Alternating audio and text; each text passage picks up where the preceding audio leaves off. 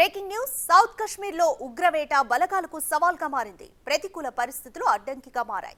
12 రోజులుగా దట్టమైన అడవిలో గాలిస్తున్నా చిన్న క్లూ కూడా లభించడం లేదు.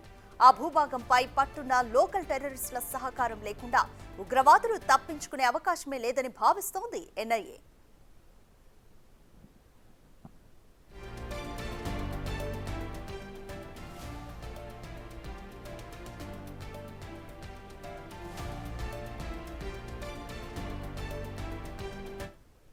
ఇప్పటికే బైసరన్ వ్యాలీలో అటాక్ జరిగిన రోజు షాప్ మూసి ఉన్న యజమానిని అదుపులోకి తీసుకుంది.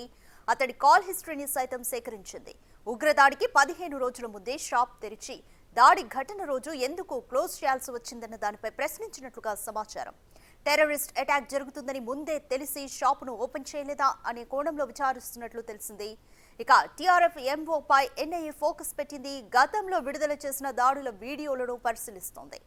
ఇందులో ఏదైనా క్లూ లభించే ఛాన్స్ ఉందని భావిస్తోంది.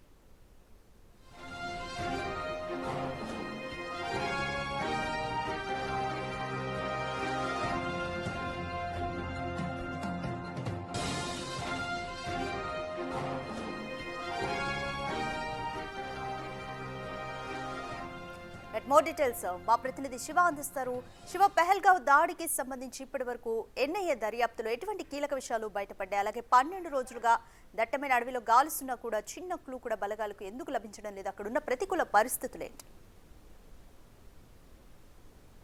రైట్ రజిక, పెహల్గాంలోని బైసరన్ వ్యాలీ ఉగ్రవాదుల కాల్పులు జరిగిన తర్వాత ఎన్ఐఏ దర్యాప్తు కొనసాగిస్తోంది. ఏ చిన్న ఆధారం దొరికినా కానీ దర్యాప్తు అయితే ముమ్మరం చేస్తున్న పరిస్థితి కనిపిస్తుంది. అయితే 12 రోజులుగా, అంటే దాదాపు 12 రోజులు దాటి ఈరోజు ఏప్రిల్ 22వ తేదీన ఘటన జరిగింది. తర్వాత 2 రోజుల క్రితం ఎన్ఐఏ డైరెక్టర్ జనరల్ వసంత్ దాటే ప్రధాని నరేంద్ర మోడీ కలిసి దర్యాప్తు యొక్క పురోగతిని వివరించారు. మరోవైపు ఎవరైతే ఉగ్రదాడులు జరిపారో ఉగ్రవాదులు అక్కడే దక్షిణ కాశ్మీర్లోనే తలదాచుకున్నారు, అక్కడే నక్కి ఉన్నారు, వారికి స్థానికులు సహకరిస్తున్నారనేది ఎన్ఐఏ వద్ద సమాచారం ఉంది. 20 మంది స్థానికులు వారికి సహకరిస్తున్నారనే ఒక దర్యాప్తు సంబంధించిన నివేదికను ప్రధాని నరేంద్ర మోడీకి వివరించారు. అయితే ఒకవైపు గాలింపు చర్యలు చేపడుతున్నప్పటికీ సెర్చ్ ఆపరేషన్ కొనసాగుతుంది. మరోవైపు అక్కడ ప్రతికూల వాతావరణం, మీరు అన్నట్టుగా ప్రతికూల వాతావరణం, అక్కడ వర్షం పడుతోంది. మధ్యలో కొండ ప్రాంతాలకు వెళ్ళి సిఆర్పిఎఫ్ అలాగే ఆర్మీ, జమ్మూ కాశ్మీర్ పోలీసులు అందరూ కూడా బలగాలన్నీ కూడా వెళ్ళి సెర్చ్ ఆపరేషన్ నిర్వహిస్తున్నారు.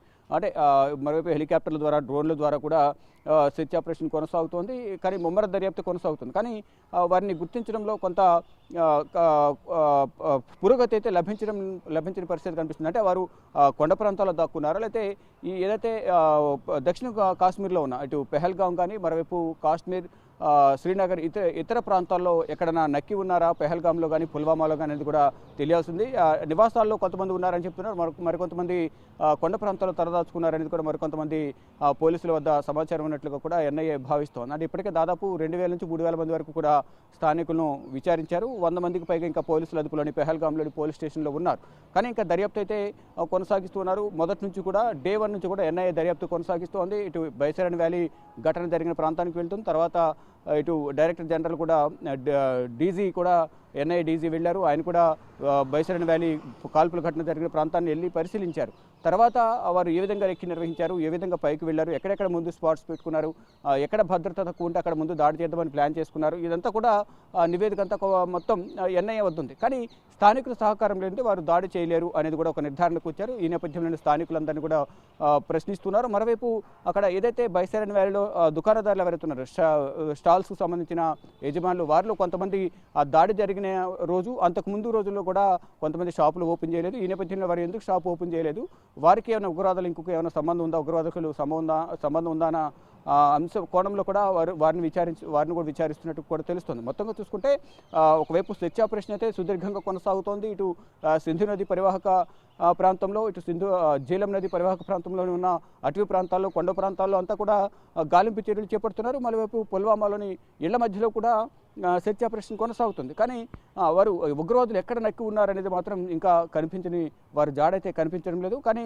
కొన్ని ప్రాంతాల్లో ఐఈడీ బాంబ్స్, మరోవైపు వారికి సంబంధించిన నిత్యావసర సరుకులు, దుప్పట్లు, ఒక రేడియో సెట్, ఇదంతా కూడా నిన్న గుర్తించారు పోలీసులు. ఒక అనుమానితుడిని, ఏదైతే ఉగ్రవాదులు సహకరిస్తున్నాడనే అనుమానంతో అతన్ని ఆ స్థావరం దగ్గర తీసుకువెళ్ళిన తర్వాత అతను అక్కడికి వెళ్ళిన తర్వాత ఆ స్థావరాన్ని చూపించి అక్కడి నుంచి తప్పించుకునే క్రమంలో అతను ఏదైతే వాగు వెళ్తుందో నీటి వాగులో తప్పించుకునే క్రమంలో అక్కడ దానిలో దూకారు. కానీ ఆ నీటి వేగానికి అతను ఆ నీటి వాగులోనే కొట్టుకుంటూ పోయి చనిపోయిన పరిస్థితి కనిపిస్తోంది. అంటే కుల్గాం కాలువలో అతని మృతదేహం కూడా లభ్యమైంది. ఒక ఓజీ, 2 పాకిస్తానీ ఉగ్రవాదులు, వారి రహస్య స్థావరాల గురించి అతని వద్ద సమాచారం ఉంది అనేది కూడా పోలీసులు భావిస్తున్నారు. ఈ నేపథ్యంలో పోలీసులు ఆ సంఘటనా స్థలానికి తీసుకుని వెళ్ళారు. తీసుకువెళ్ళిన తర్వాత అతను పారిపోయే క్రమంలోనే నీటిలో దూకి ఈత కొట్టుకుంటూ వెళ్తున్నప్పటికీ కూడా ఆ వేగానికి అతను తట్టుకోలేక నీటిలోనే అతని చనిపోయినట్టు కూడా తెలుస్తుంది. మొత్తంగా చూసుకుంటే దర్యాప్తు అయితే వేగంగా కొనసాగుతోంది.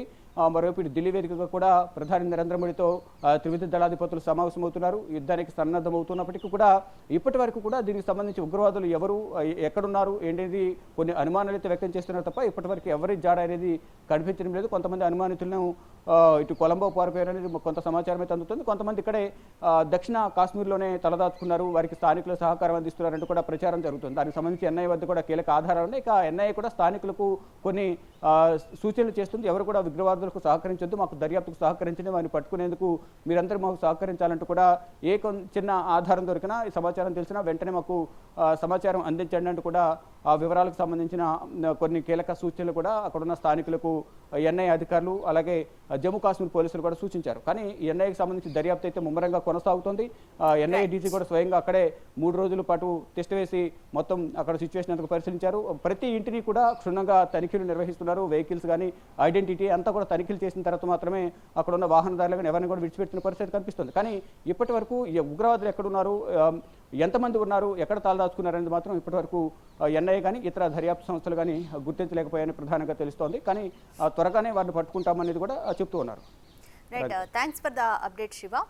బైసరన్ వ్యాలీ అడవుల్లో ఉన్న దట్టమైన అడవుల్లో ఉన్న ప్రతికూల పరిస్థితులు ఉగ్రవేటకు బలగాలకు అడ్డంకిగా మారే 12 రోజులుగా అడవిలో గాలిస్తున్నా కూడా చిన్న క్లూ కూడా లభించడం లేదు. ఇక ఎన్ఐఏ కూడా ఉగ్రవేటకు సంబంధించి అన్ని కోణాల్లోనూ ఫోకస్ అయితే పటిష్టంగా పెట్టింది.